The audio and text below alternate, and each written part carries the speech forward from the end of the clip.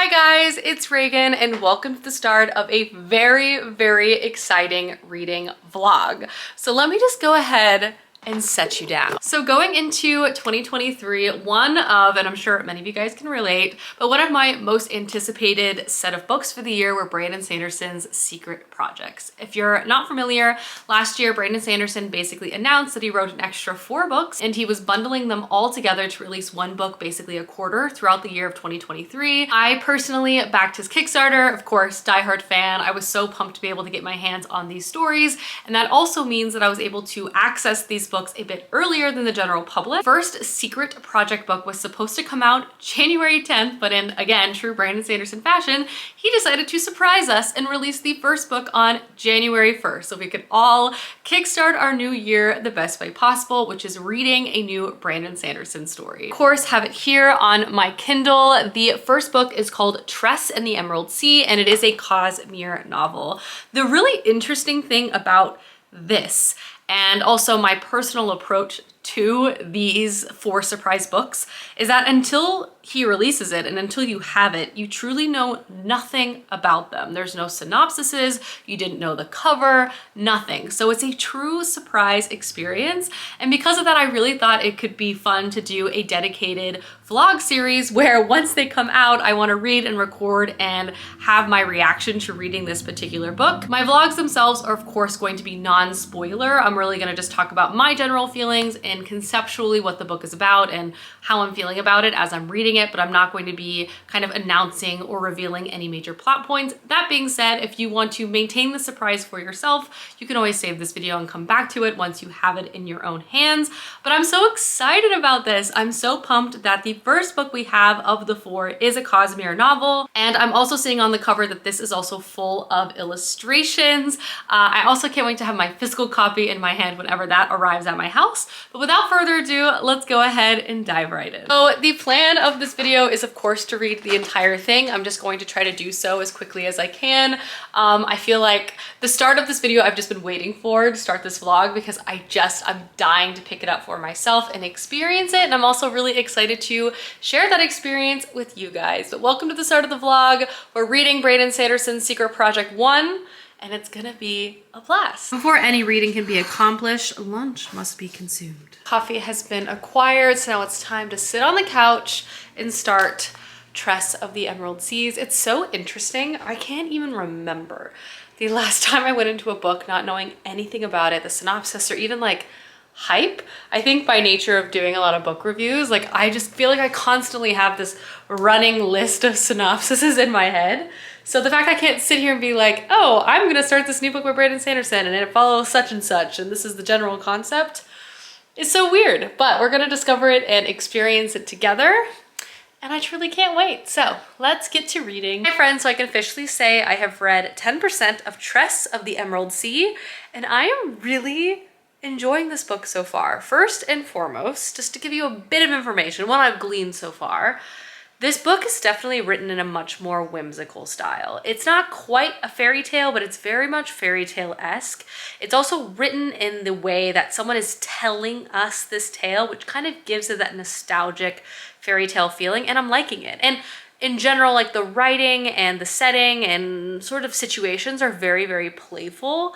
In a way I feel like I haven't really encountered much from Brandon Sanderson, but I think it's working and I really like it. One, this type of style just in general appeals to me.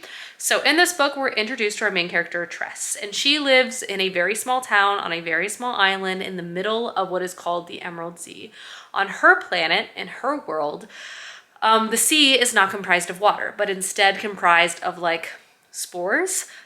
Ships and things still traverse this sea, and it has its own very real dangers, particularly when any type of water interacts with these spores, it instantaneously sprouts life. So it can be very dangerous, like spit, fluid from your eyes, like these types of things people have to be very conscientious of.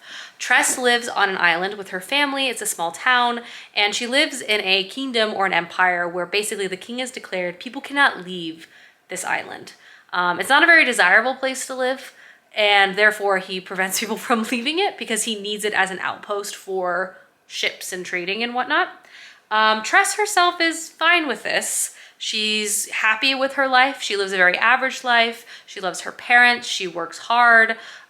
She doesn't have huge dreams for herself. She doesn't see or feel the need to go on any type of adventure, you know, some sort of like grand plan sort of thing. Tress also has a love. There is someone in her life that she has a deep connection with, and that is sort of the spark and the beginning of this novel, because while Tress feels like she's very practical, doesn't want to go on an adventure, spoiler alert, she does. And that is really, I feel like, going to be the bulk of this story, watching Tress leave town, leave home, venture out into the wide world, all in attempts to try to save the one that she holds dear, and also discovering stuff about herself along the way. So far, I'm really liking it. As I already sort of mentioned, the writing style has a very whimsical nature to it, and it works really well. Also, knowing that this is a Cosmere novel, our narrator is someone we are familiar with, and the context of it being a planet in another world, I think fits nicely into this whole sort of system we are working with in terms of like Brandon Sanderson's like many worlds that we have been in. So I think feeling like this is a place one maybe we have never been. I don't think we have, but it kind of fits into the universe of everything else, I think is really, really cool.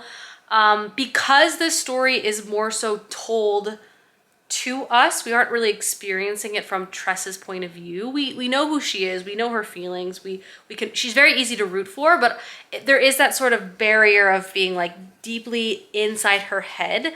But I don't think it's necessarily a total negative, as I think it could be, like not feeling super deeply connected with your character, but because it's told again more like a fairy tale, and we have a narrator who often breaks the fourth wall, if you will, we are connected to the story and these characters in like a different way that fits in this very classic storytelling type of quality.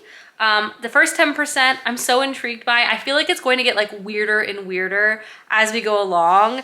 And I love it. Like, I love to read Brandon Sanderson's version of like a fairy tale quest adventure. And so far it's like really landing for me. And I'm excited to read more. And I just find it to be a very endearing story so far. You know, like I really love like the direct winks to the audience. I don't know, everyone, it's like a very sweet story. Like our main character is very sweet.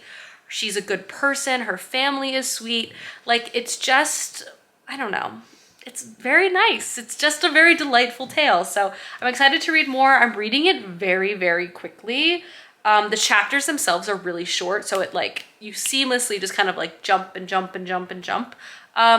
It's sweet and I'm liking it. And so I'm going to continue to read it.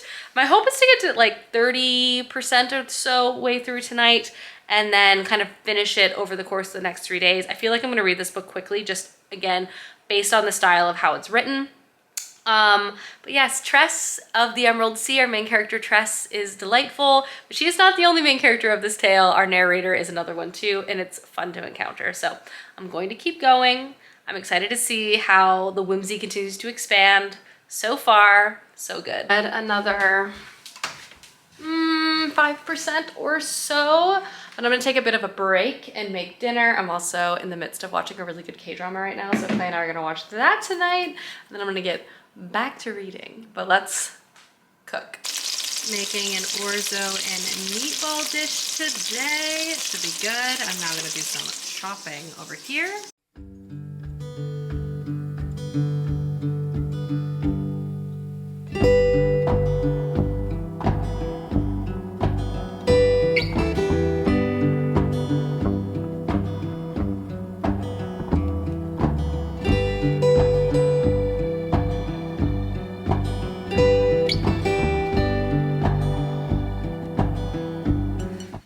Dinner is done. It looks really good. It's the first time I've made this recipe. I will link it below. And we are watching the K-drama we started last night. It's called 2125. It's set in the 90s. I'm already really enjoying it, and I've seen like the first 20 minutes only. K-drama watching is over, and we are getting back to reading. Good morning, everyone. I am reading and enjoying a cup of coffee. I owe y'all a reading update. I am so charmed by this story. It's such a good little adventure.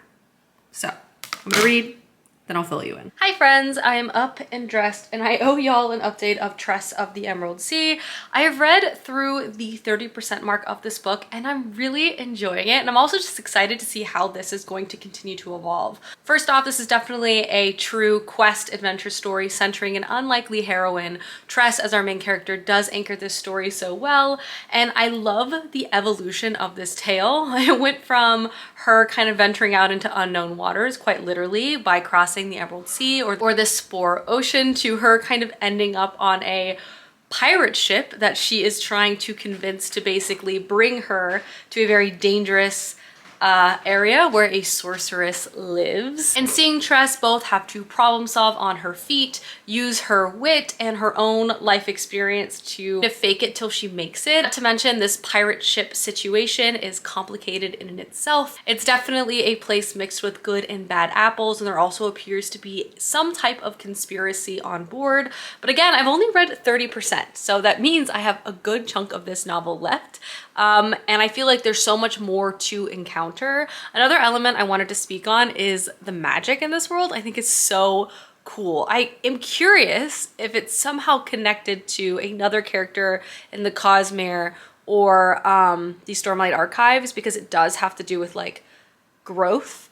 But this spore, but the fact that there is this planet that has these 12 moons and they kind of bring down all of these spores, which again makes up this ocean, and with any water that comes in contact, it has instantaneous growth with all of these vines, and the mystery surrounding these spores, and also the danger around these spores and how it works and how it functions, and perhaps it can be harnessed, and seeing creative ways that the people living on this planet have learned to avoid but also harness it to their own benefit is a really cool aspect of this book to encounter. And Tress herself is encountering all of these for the first time too, as she's never, you know, ventured outside of her own small town before. So I think, one, as a reader, experiencing this world is fascinating, but two, we also get to experience it kind of through the perspective and the experiences of someone also encountering it for the first time. So you just feel this kinship with Tress.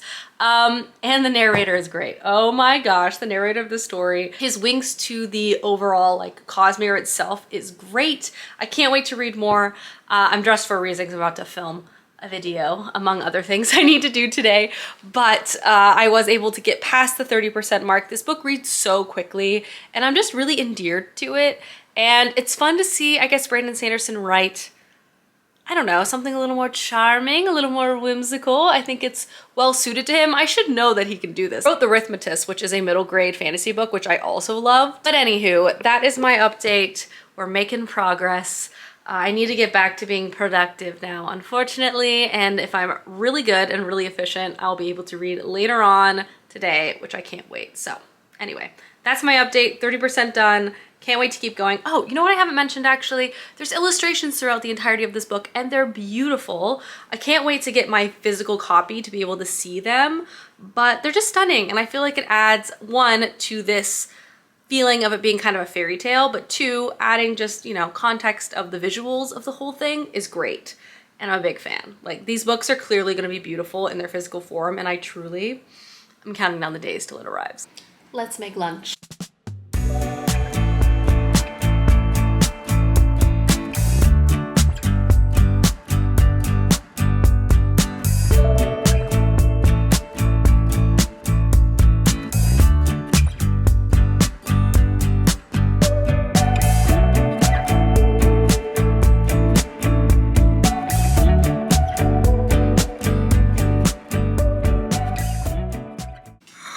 Lunch is done. Hi friends, I finished up work and then I got sucked in, I'm not gonna lie, a little bit to the Real Housewives.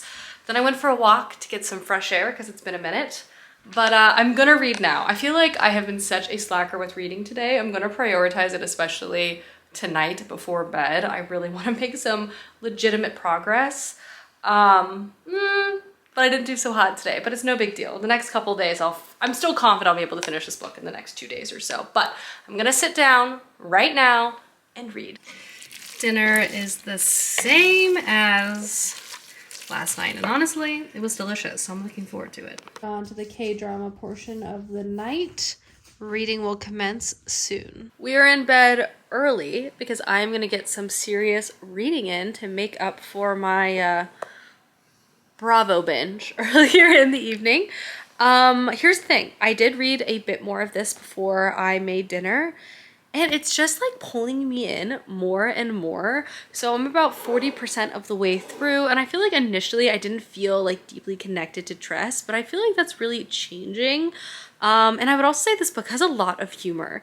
I think one, because of some of the whimsical situations, Tress is very likable and she's funny. She also has like a very whimsical sidekick who is quite literally a rat. It works very well. But our narrator is also hilarious. I love that he speaks directly to us. I love that there's elements of dramatic irony. I love that he kind of spoils things in a way that is like very charming. And all in all, I'm just like having a great time reading this book. Also just like, it's a classic Brandon Sanderson thing to do, to write like a really just engaging, charming story, but have a really fascinating magical component. I feel like he just can create such interesting and magical systems. And this book obviously has the spores. I mentioned water interacting with the spores and it having like immediate growth. But as you quickly learn with reading this, there are different types of spores. They do different things when water engages with them. It's not so straightforward. So I think the mystery behind that and kind of unpacking that and encountering that as a reader is also really cool too. And the last thing I mentioned, because I haven't mentioned it yet, is the ensemble in this book, delightful. As Tress spends more time on this pirate ship, we're meeting more people, and the whole story is just so engaging. So anyway, I'm gonna read now, holding myself accountable, so goodbye. Clay's doing the dishes, but oop, it's coffee time for me and reading time as well. Also, guys, I have to show you how cute little Miss Matilda's being this morning. She said, "Thank you for the blanket. I will lay here." Guys, I have read 70% of Tress of the Emerald Sea, and I feel like this book is just getting better and better. I am just so endeared to everyone in this story. I feel like the character growth of Tress, our main character, has been such a wonderful thing to experience. She's presented to us as this like average girl who doesn't want adventure or anything like that. And that is still holding true. Like, what I appreciate about this book is that it really shows that like, you don't need a 180 someone's character or personality to show that they are very capable in difficult situations. It's more like the strengths that she undervalued that she's had all along, her practicality, her kindness, her intelligence, and her creativity have all things that she sort of had her entire life but maybe never thought too much about. She applies those skills in new situations that she never really imagined herself being in, and we get to see how it all works and how those skills can be applied in many different situations in her life. And you also get to see the growth of her kind of understanding more about herself and becoming more confident in those same abilities. She's definitely learning and seeing new things, but everything feels very logical in what her world would look like, and for that I really appreciate it. She doesn't have to become an entirely new person to be an adventurer, if that makes sense. 70% of the way through, I feel like the escalation of this plot is really gripping me. It's sort of an adventure that is just ballooning almost out of control. The starting point of this quest was already like very over the top, but new variables keep getting added in by Brandon Sanderson, and more context through our narrator and other characters we run into are added as well.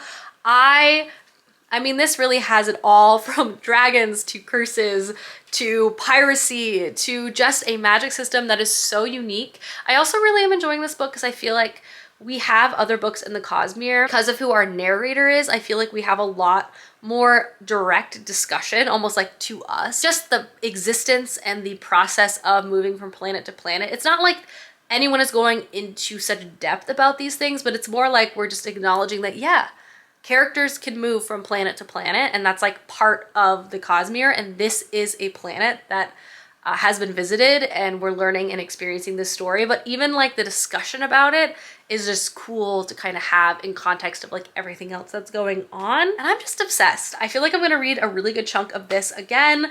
Later today, I have a lot of work, which I've been kind of doing before I did this reading update, and I'm gonna be doing after, but right now I'm gonna go make some lunch. But I wanted to give you a reading update before I read more, because sometimes I forget. I just get so sucked in. I forget to tell you about my thoughts in the moment. But this has been such a delight. I don't want to say I was like nervous about this release, but I didn't know what to expect. I always have confidence in Brandon Sanderson, but it's like, I don't know, 4 books extra? Like maybe, you know, one of those books is just kind of like gonna be okay.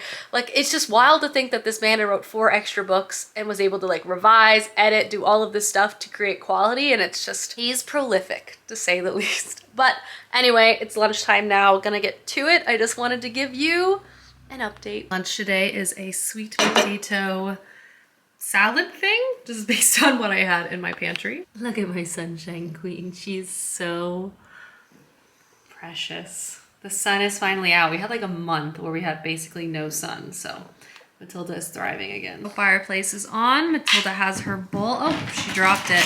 I'll come back up though. Let's see. You're gonna kick flip it, Millie? There you go. You got it. Come back up here.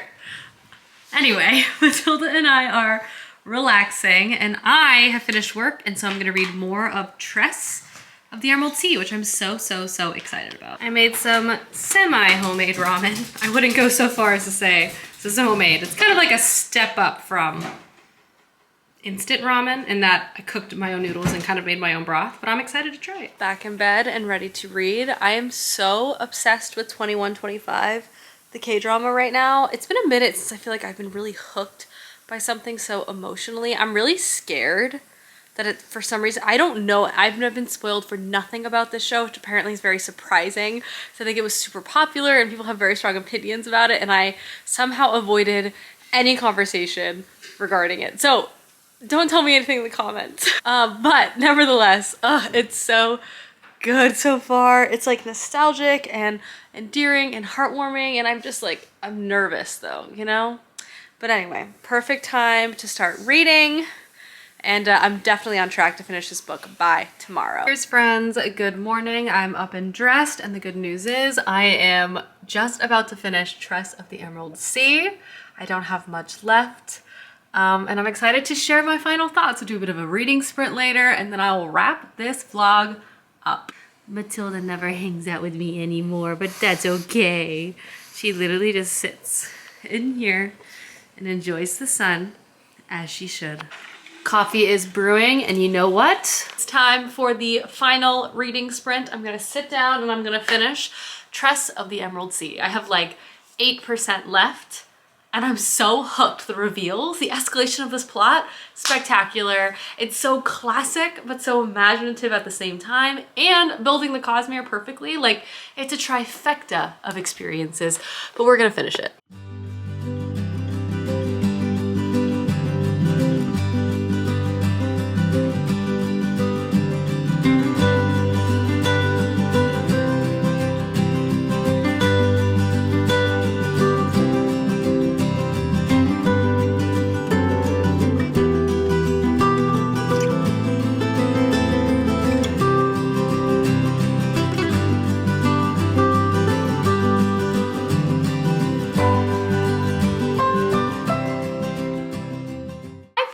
Fantastic news. I finished Tress of the Emerald Sea, and I loved that book so much. One, it was definitely written in a style of a story that I personally just really enjoy. It had this like fairy tale, but even like campfire-esque quality to it, which totally tracks. Once I finished the book, I really enjoyed also reading the afterword by Brandon Sanderson. Let me set you down. I actually ended up going into pretty decent detail about like his goals with the story, why he wrote it, and a lot of the reasons why was because he wanted to really hone in on the voice of our narrator who we were introduced to in the beginning of the book. And that was like really nice to know, and I can see how he approached it. And the choice of having that character be the narrator was add a lot of comic relief. I love the structure of the story in that way, and it also tracks because that character loves to tell stories. So to have this prolonged story of something he would tell was just really awesome, and I feel like it could be like a whole series in it itself, like this narrator just telling us a bunch of stories from his travels. It was just so great. Book overall, I just really enjoyed. I loved the characters, I loved the setting, the magic was there. It was such an interesting, whimsical experience that I don't really know I've really had that encounter with Brandon Sanderson very much. But if this is the type of quality we're going to be receiving throughout his entirety of his secret project, clearly we have a lot to anticipate and be excited for. I don't know, I wasn't expecting these books to be so long. I don't know why I didn't know where to put my expectations. But needless to say, my expectations are incredibly high going into secret project number 2, which we will be getting later this year. But nevertheless, it was a blast. I hope you guys enjoyed this vlog. I hope you enjoy the book yourself if you're interested in picking it up. Thank you so much for watching this video, and I will see you soon with another one soon. Goodbye.